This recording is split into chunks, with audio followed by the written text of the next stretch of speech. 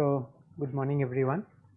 So we were looking at the natural proof barrier result due to Rasborov and Rudik, and what we showed that under the assumption of this lemma we can actually prove that there does not exist any natural proof separating NP from P/poly unless you can break one-way functions.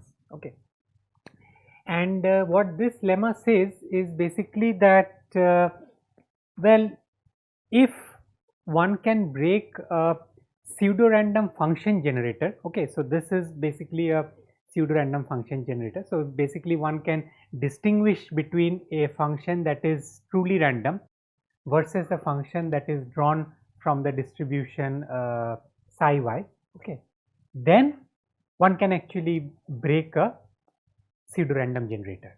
Okay, so phi is a pseudo-random generator. One can show that its hardness is also bounded. Okay, so breaking a pseudo-random function generator gives one a way to break a pseudo-random generator as well. Okay, so that is the intuition.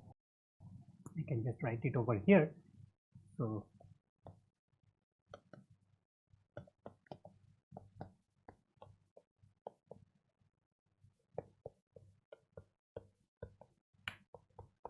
implies one can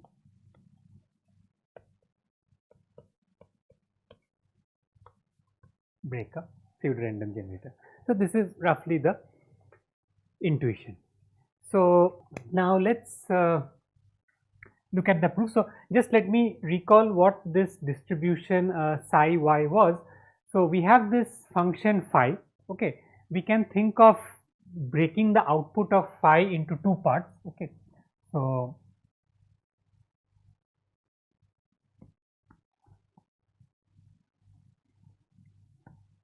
we can think of breaking phi of y as phi 0, phi 1 of y.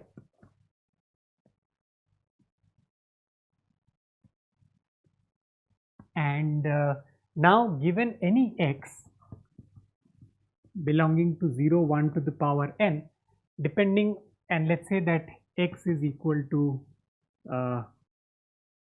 x1 up to xn, what I can do is I can build this function psi xy, that is, we can think of it as being indexed on x now as psi n composed with psi xn. So look at the or we can look at it from this side.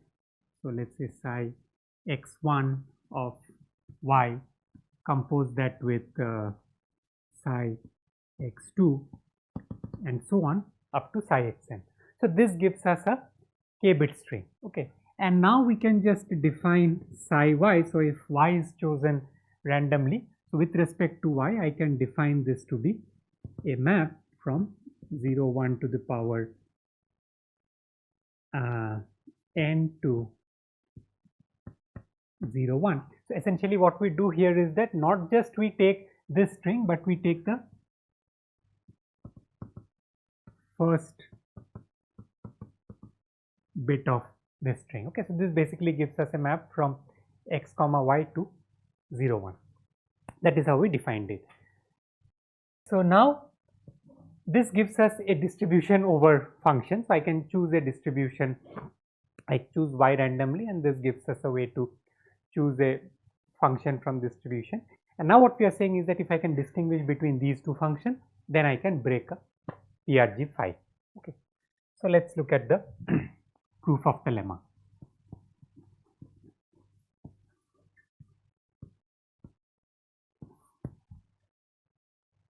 So first what we will do is we will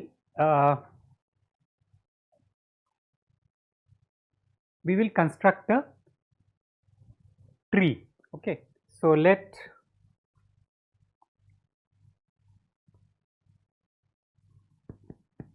B of n be the set of all binary strings of length at most n. Okay. So what is the cardinality of B of n? So B of n will have 2 to the power n plus 1 minus 1 many strings, right. So now corresponding, so we'll build a complete binary tree of depth n, each of whose nodes will correspond to one binary string. Okay. So if I have a complete binary tree of depth n, it has this many nodes. Okay. So the number of leaf nodes is 2 to the power n. So each of my leaf nodes will correspond to a binary string of length n, and the internal nodes will correspond to binary string of length less than n. Okay. So it is built in a very I mean in the most natural manner. How do we define it? So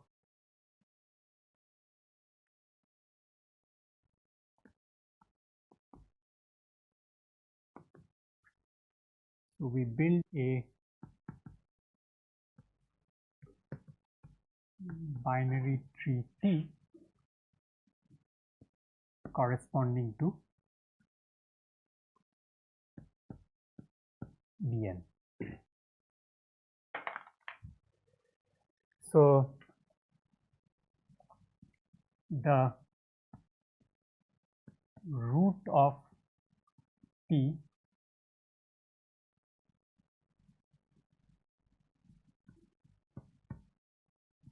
corresponds to the empty string. Okay, let's call it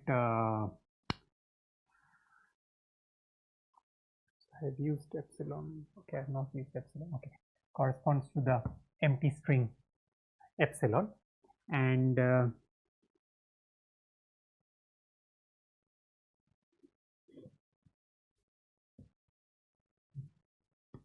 if a node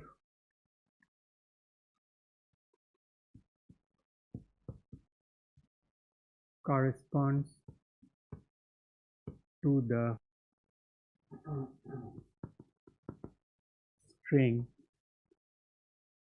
sigma,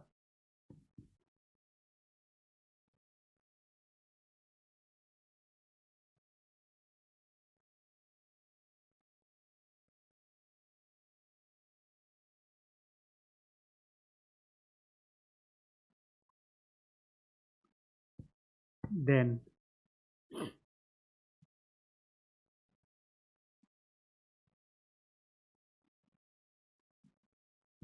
its left and right children correspond to sigma 0 and sigma 1 respectively. Okay. So just as an example, if let's say n equals 3, what do we have? So we have epsilon at the root, then we have node corresponding to the strings 0 and 1, then we have nodes corresponding to 0 0 0 1, 1 0 1 1, then we have 0 0 0 0 0 1, 0 1 0 0 1 1, 1 0 0 1 0 1, and 1 1 0 1 1 1. So this is my tree T. Now what we will do is that we will define a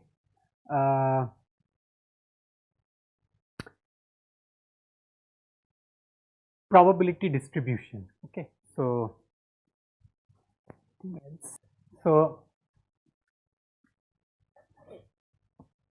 yeah, so we will also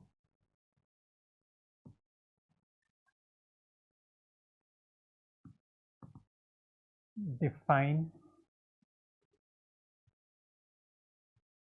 randomly 2 to the power n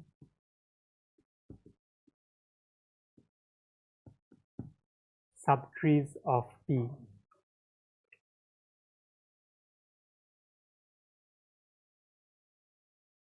as follows. Okay. So T1 is just the subtree which consists of only the root node. Okay. And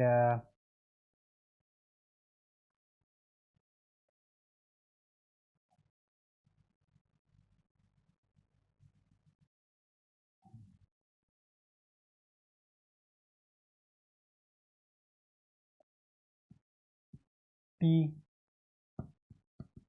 plus 1 I will define as follows. So for a random node sigma at depth less than n in Ti,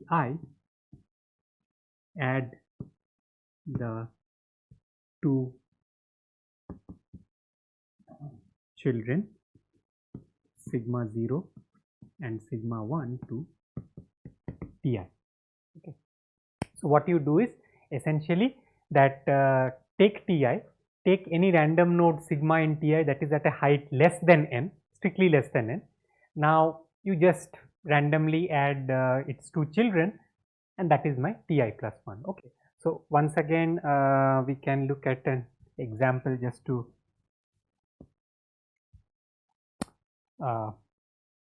familiarize ourselves.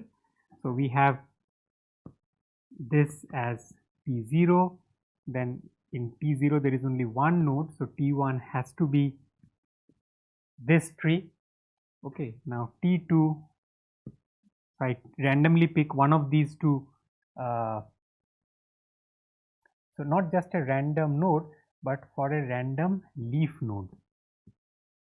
Okay, so yeah, in a internal node of course you cannot add any children. For a random leaf node at depth less than n. Okay, so between these two leaves I pick any one. So let's say I pick this guy and I add its two children 0 0 0 1. This becomes my T2. Sorry, I start with T1. This is my T2. This becomes T3. Then let's say 0 1. I pick this one. This is also at less than height 8. So I pick this one. I add 0 1 0 0 1 1. This becomes T4.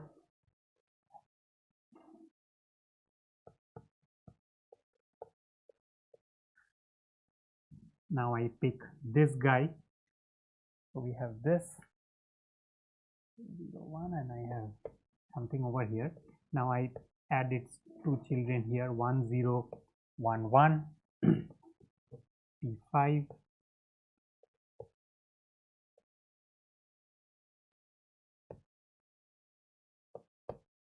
Now let's say I add children to this guy. So this is 0 0 0 0 0 1. This is my T6. And now let's say that T7 is, I mean, you pick any one of these two, that is T7, and the last one will be T8. Okay, so I'll just okay, so this is how I get a sequence of trees T1 up to T to the power 2n. Okay, so now I will use these trees to define distributions over functions. So corresponding to each tree Ti, I will define a distribution. Okay. So now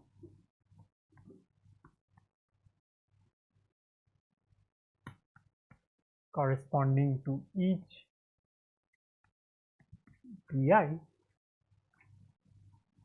we define a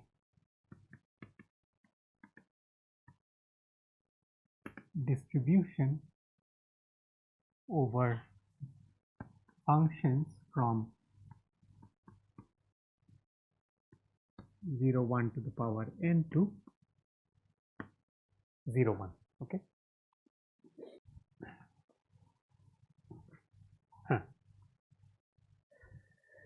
So how do we define the distribution? So let's take a Ti. Okay. So consider some arbitrary Ti.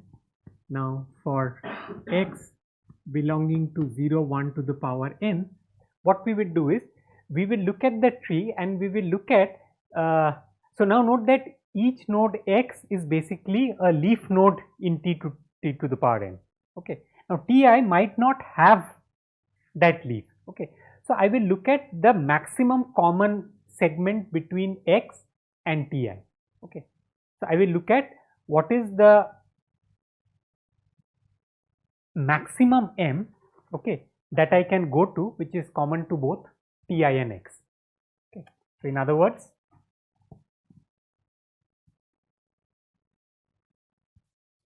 let m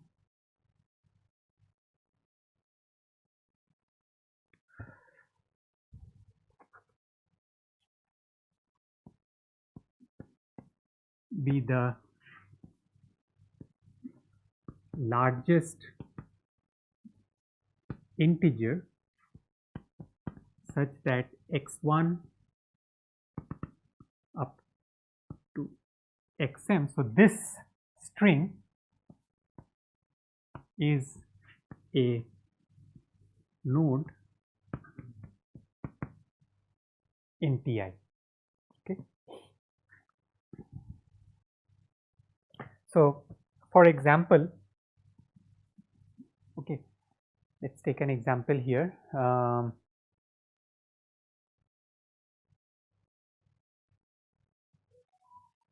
Suppose my x is, or suppose my Pi is, suppose I equal to 5.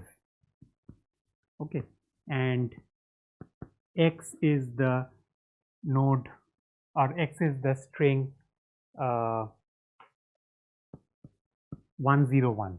Okay. Then what is m? So look at T5. Okay, look at where 101 is. So basically I can, if I actually trace 101, I only go up to depth 2. Okay, so in this case, so then m will be equal to 2 in this case. Right. Now of course the minimum that m can be is 0 and the maximum that m can be is equal to n. Let y be a string chosen randomly from 0, 1 to the power k, and now I define the function psi I y of x as follows. So essentially what this function will be is, it will be okay, so I have erased it. So it will be similar to psi y, but after this x. Okay, so whatever is the common part, so that common part, for that common part I will use my tree t, and after that I will basically be composing the function phi. Okay, so essentially this will be phi xn composed with phi xn minus 1 up to phi x m plus 1 of y, and of course I take the first digit of this. So the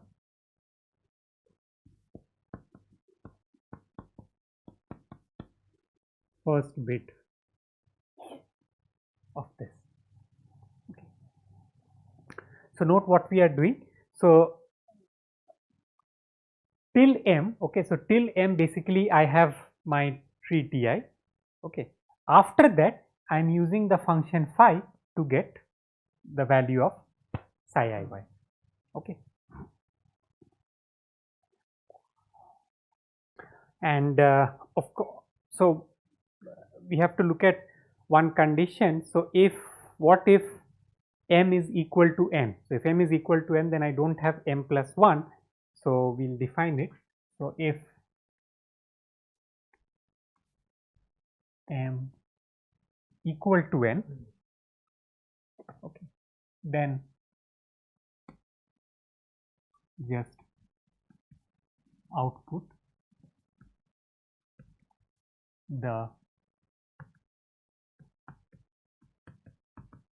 first bit of y. Okay, whatever is the first bit, you just output that. So now let's try to understand what these functions are doing. So what happens if I equal to 1? Okay.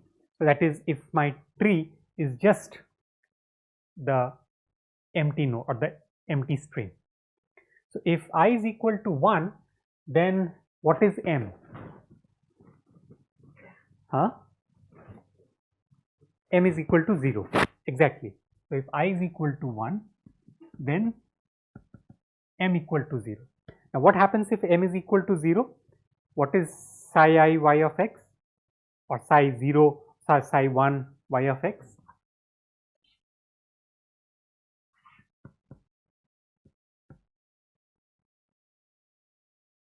I is 1.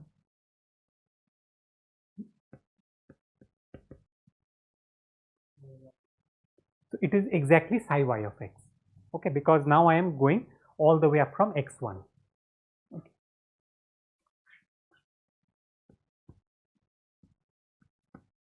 Okay. The function that we have. On the other hand, if I equal to 2 to the power n, then m will be equal to n, right? And if m is equal to n, then this is essentially choosing a random function. Okay. So if m is equal to n, then what we do is that we just output the first bit. So the function that we are defining, psi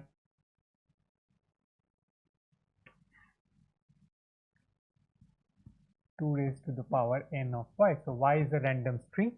So this is a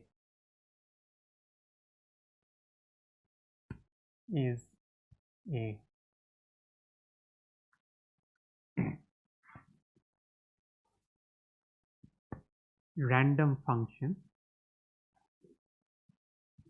fine, chosen uniformly. Okay.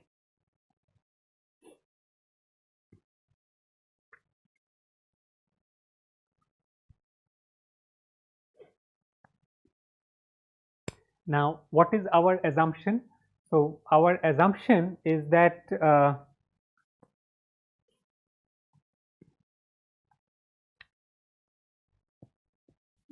by the assumption of our theorem,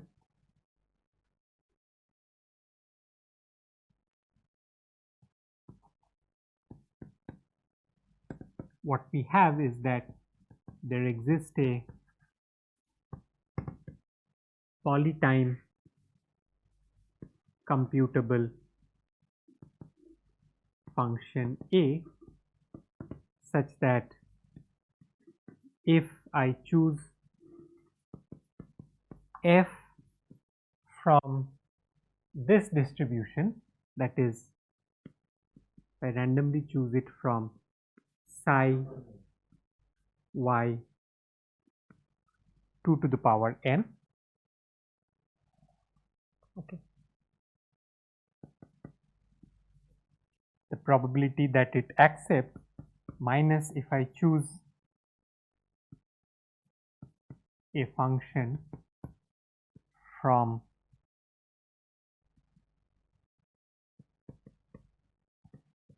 psi 1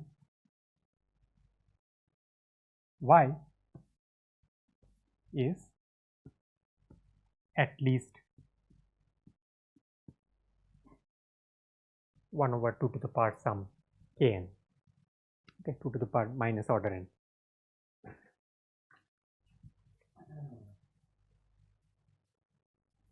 Now, what does this give us? So, essentially what it is telling us is that, well, if I go from 1 psi 1 up to psi 2 to the power n, if I go through all these distributions, then by the time I go from psi 1 up to psi 2 to the power n, there is an algorithm which is able to distinguish between these two functions. Okay. So, now what does that mean is that there exists some I, okay, there exists some I between this. Okay, let me define a notation before that, it will be easier. So, let Pi be the probability that A of f equal to 1 for f chosen from the distribution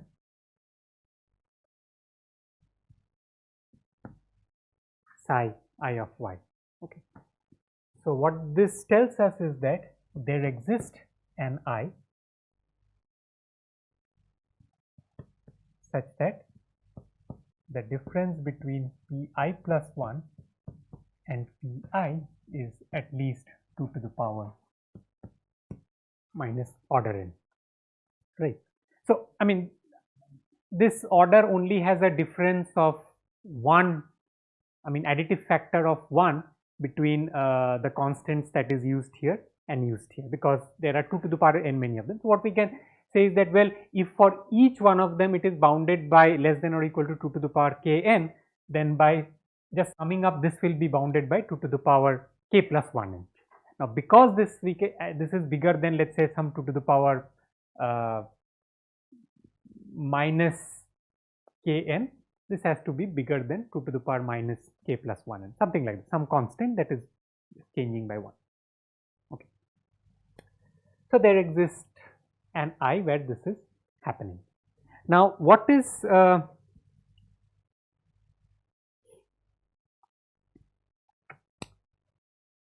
Pi plus 1 and what is Pi over here? Okay.